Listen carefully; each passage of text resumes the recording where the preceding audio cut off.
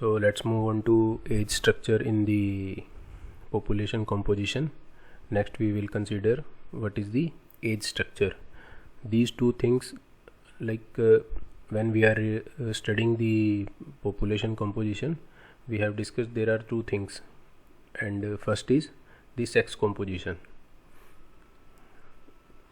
and another is age structure. Sex composition we have discussed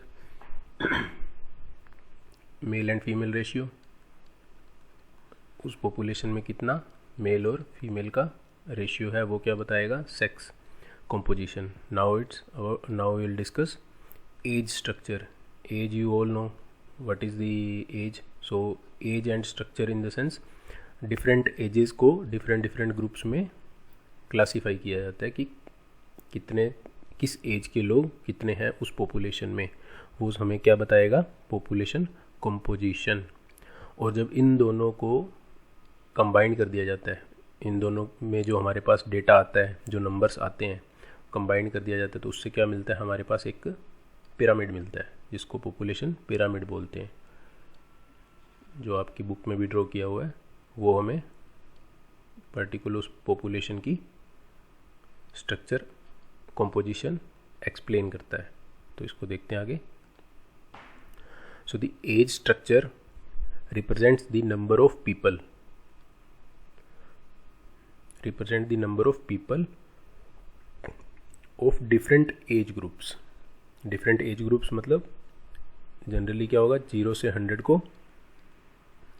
100 years को divide कर देंगे small groups में, 0 to 10, 10 to 20.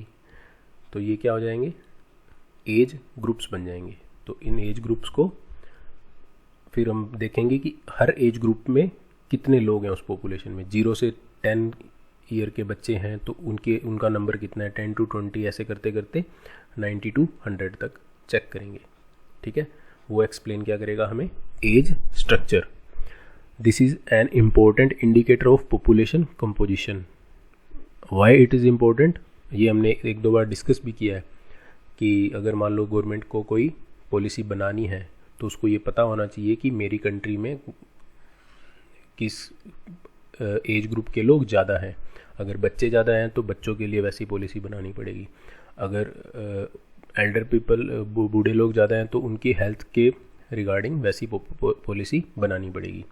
Since a large size of group in the age group of 15 to 19 indicates a large working population.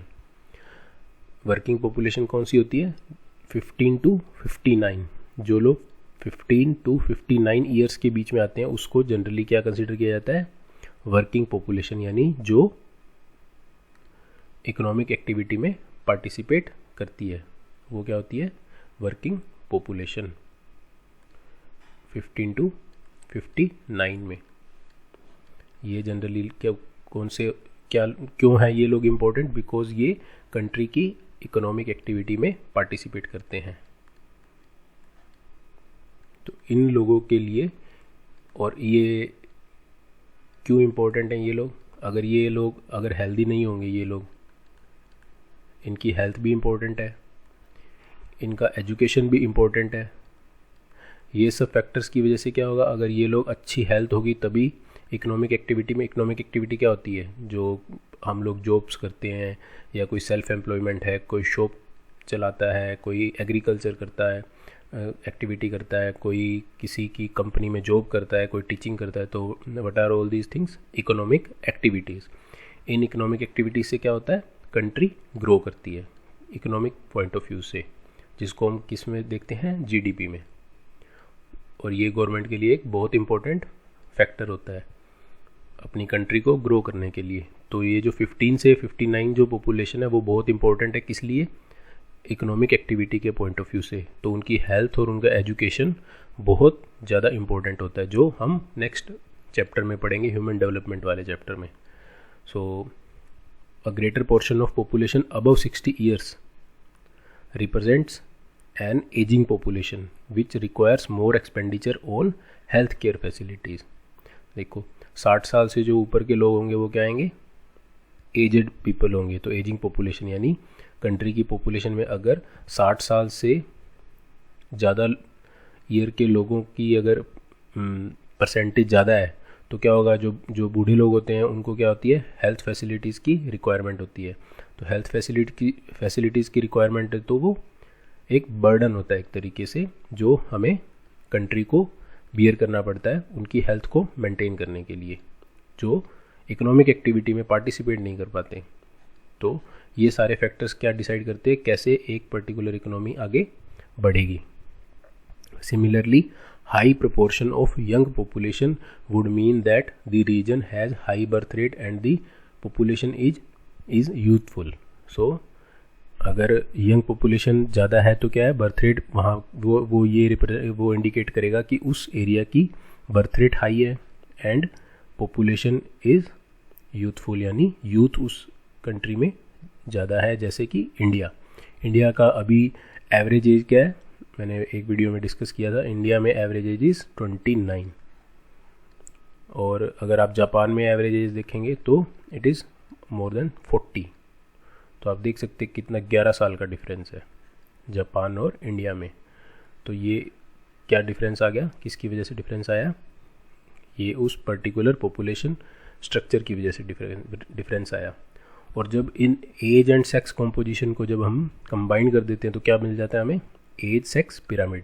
The age sex structure of a population refers to the number of females and males in different age groups. अभी हमने ये जो age groups बनाए 0 to 10, 10 to 100, ये सारे age groups क्या है, हमने एज ग्रुप्स बना लिए। अब हम इसमें क्या देखेंगे कि किस एज ग्रुप में कितने मेल्स हैं और किस एज ग्रुप में कितनी फीमेल्स हैं। अगर आपने एज ग्रुप्स बनाए, अगर मान लीजिए जैसे कि जनरली हम कंसीडर करें अगर लाइफ स्पैन ह्यूमन का 0 to 100 ईयर है तो हमने क्या किया, 0 to 10, 10 to 20, 20 to 30, इस तरीके से करते करते 80 to 90 एंड 90 to 100, ये हमने ईयर्स में डिवाइड कर लिया। अभी 0 से 10 ईयर, 10 से 20 ईयर। अब इस हर ये कितने एज ग्रुप बन गए सारे, टोटल 10 एज ग्रुप्स बन गए। अब हर एज ग्रुप में क्या हम देखेंगे, the ratio of male and female, कि किस एज ग्रुप में हर एज ग्रुप में हम चेक करेंगे मेल एंड फीमेल का रेशियो कितना है, सेक्स रेशियो कितना है। जब ये हमें पता लग जाएगा तो हमारे पास क्या आ जाएगा, एक पॉपुलेशन पिरामिड जो डिफरेंट कंट्री के लिए वेरी करेगा। तो the shape of the population pyramid, next paragraph में देखते हैं, reflects the characteristics of the population. अगर हमें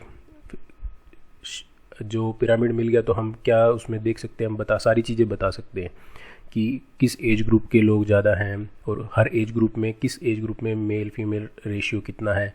सो ये जो दो डायग्राम दिए हुए हैं ये काय के हैं, ये किस चीज़ के हैं, ये हैं आपके पॉपुलेशन पिरामिड के दो डायग्राम्स हैं, ठीक है। तो ये जैसे नाइजीरिया एक कंट्री है, नाइजीरियन कंट्री का पॉपुलेशन आपको एज स्ट्रक्चर एक्सप्लेन कर रहा है। ये कैसे एक्सप्लेन करता है, देखिए ये एक तरीके के ग्राफ है। ये देखिए, ये जो एक्सिस है ये क्या शो कर रही है, ये एज ग्रुप शो कर रही है।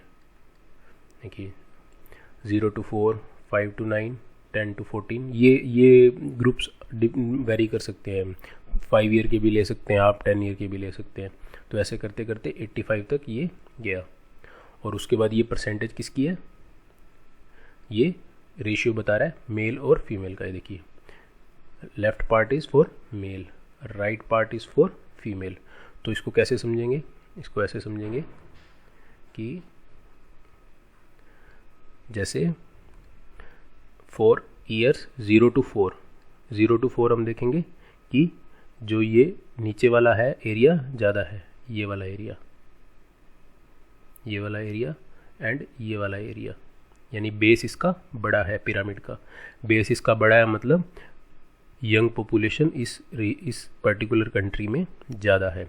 तो अब जब हम मूव कर रहे हैं नीचे से 0 to 4 से ऊपर 85 तक, जैसे जैसे हम ऊपर पॉपुलेशन, इसको ऐसे देखेंगे कि जब भी हमारे पास पॉपुलेशन का सर्वे होगा और हम डाटा कलेक्ट करेंगे, मान लीजिए पॉपुलेशन सर्वे हुआ, हमने डाटा कलेक्ट किया, मान लीजिए आप में से कोई किसी को एक सबको बोल के कि एक कंट्री का आपको डेटा कलेक्ट करना है, आपने उस कंट्री में जाके सारा डेटा कलेक्ट किया। अब वो डेटा कलेक्ट करने के बाद आप लोग क्या करेंगे, जब एक वो सारा डेटा, मान लीजिए 100 लोग अपना अपना डेटा कलेक्ट करके लाए, वो डेटा कलेक्ट करके उन्होंने हर घर में पूछा कि आपके घर में कितने लोग हैं। अब जब आप सर्वे करेंगे, सर्वे में क्या किया जाता है, सर्वे में आप जाएंगे, पहले घर में पूछेंगे कि कितने आपके घर में मेंबर्स हैं। उनका एक फिक्स पैटर्न होता है क्वेश्चन पूछने का, वो उसी एक क्वेश्चनियर के हिसाब से वो लोग आगे पूछते हैं। फिर मेंबर्स में वो पूछेंगे कि मेल फीमेल कितने हैं, फिर जो भी घर का मेंबर जो उनको इन्फॉर्मेशन दे रहा है वो बताएगा, फिर हमारे घर में 2 मेल्स हैं 2 फीमेल्स हैं। फिर उसके बाद पूछेगा, वो एज ग्रुप पूछेगा कि कितने लोग 18 से कम हैं, कितने लोग 18 प्लस हैं, कितने लोग 60 प्लस हैं। तो ये सारा डाटा कलेक्ट करने के बाद वो क्या करेंगे, कंपाइल करके पूरी इसी तरीके के डिफरेंट गवर्नमेंट के रिप्रेजेंटेटिव अलग अलग एरिया से डाटा कलेक्ट करने के बाद उस डाटा को कंपाइल कर लेंगे पूरी कंट्री लेवल पे। और जब पूरी कंट्री लेवल पे ये डेटा कंपाइल हो जाएगा तो क्या पता लग जाएगा हमें, हर एज ग्रुप का male female ratio, male female कितने हैं और किस एज ग्रुप में कितने लोग हैं। जब सारा डाटा कलेक्ट कर देंगे तो ये पता लग जाएगा। अगर मान लीजिए हर किसी ने आके एक बड़े लेवल पे डाटा शेयर करके अपना कंपाइल किया, तो उसमें जब ऐड करेंगे तो पता लग जाएगा कि टोटल कंट्री में 18 प्लस कितने हैं और 18 से कम कितने हैं, 60 से कम कितने और 60 से ज़्यादा कितने हैं। ये हम लोग डिटेल में फिर हमें पता लग जाएगा। तो उससे हमारा क्या कंस्ट्रक्ट होगा, उसको बोलेंगे पॉपुलेशन पिरामिड। तो इसमें इससे समझ में आया कि जैसे जिसका बेस बड़ा है यानी यंग पॉपुलेशन उसकी ज़्यादा है। अगर जैसे जैसे हम ऊपर जा रहे हैं वैसे वैसे इनकी नंबर कम होते जा रहे हैं, तो यंग पॉपुलेशन ज़्यादा है। और इस यंग पॉपुलेशन ज़्यादा का मतलब क्या है, बर्थ रेट ज़्यादा है। और बर्थ रेट ज़्यादा है तो मतलब पॉपुलेशन एक्सपेंडिंग है, पॉपुलेशन एक्सपेंड कर रही है। पॉपुलेशन एक्सपेंशन इस पिरामिड से पता लगेगा कि इस पिरामिड में कैसे पॉपुलेशन एक्सपेंड हो रही है। फिर अगला जो आपका पिरामिड है वो क्या शो कर रहा है, कांस्टेंट पॉपुलेशन। कांस्टेंट पॉपुलेशन में कैसे देखेंगे, कांस्टेंट पॉपुलेशन को ऐसे देखेंगे कि जो सेंटर वाला पार्ट है पिरामिड का वो ब्रॉड है, यानी इतना पार्ट तो ब्रॉड है। और जो बिल्कुल यंग पीपल है उनका नंबर भी बहुत ज़्यादा नहीं है, और जो ऊपर ओल्ड पीपल है उनका नंबर बहुत कम है। तो यंग पीपल कम होने का मतलब क्या है, जो 0 to 10 है यानी बर्थ रेट लो है। तो ये पॉपुलेशन ऑलमोस्ट, यानी यहाँ पे लो बर्थ रेट है और लो ही डेथ रेट है। पॉपुलेशन ग्रोथ ज़्यादा नहीं हो रही, तो यानी उस एरिया की पॉपुलेशन ऑलमोस्ट ग्रोथ होगी but not that much. Next is declining population. Declining population का मतलब क्या है, यानी इस पर्टिकुलर एरिया की पॉपुलेशन डिक्लाइन कर रही है। यानी अगर आज हम देखेंगे यहाँ पे 1000 लोग हैं तो थोड़े टाइम बाद यहाँ पे 900 लोग रह जाएंगे। इसके पीछे रीज़न क्या है, इसके पीछे रीज़न क्या है, डेथ रेट बर्थ रेट से ज़्यादा है। मान लीजिए डेथ हो रही है 100 लोगों की और बर्थ हो रहा है ओनली 90 लोगों का, तो क्या हो रहा है, ओवरऑल लॉस हमें कितने लोगों का हो रहा है, 10 लोगों का। तो इससे क्या होगा, धीरे धीरे पॉपुलेशन कम होना शुरू हो जाएगी। The Japan is the classical case of declining population has a narrow base. Narrow base क्या है, ये वाला देखिए, 0 से बिल्कुल ये लोग यहाँ पे जो बर्थ होना चाहिए वो बहुत कम है, और जो ओल्ड पॉपुलेशन है, जो एजेड पॉपुलेशन है, उसका नंबर ज़्यादा है और उनकी डेथ भी ज़्यादा हो रही है। तो क्या हो रहा है, यहाँ पे पॉपुलेशन डिक्लाइन कर रही है। तो ये काइंड ऑफ एक बल्ब जैसी शेप आती है। तो ये आपको एग्ज़ाम में पूछ सकता है कि डिफरेंट पिरामिड्स को एक्सप्लेन कीजिए, भी एक्सपेंडिंग पॉपुलेशन का कैसा रहता है, डिक्लाइनिंग पॉपुलेशन का कैसा रहता है, एंड कांस्टेंट पॉपुलेशन का कैसा रहता है। सो इसको आप कैसे एक्सप्लेन कर सकते हैं, पिरामिड की हेल्प से। सो नेक्स्ट वीडियो में हम लोग क्या डिस्कस करेंगे, the different aspects of composition of population, जिसमें ऑक्यूपेशन और लिटरेसी एटसेट्रा आएगा।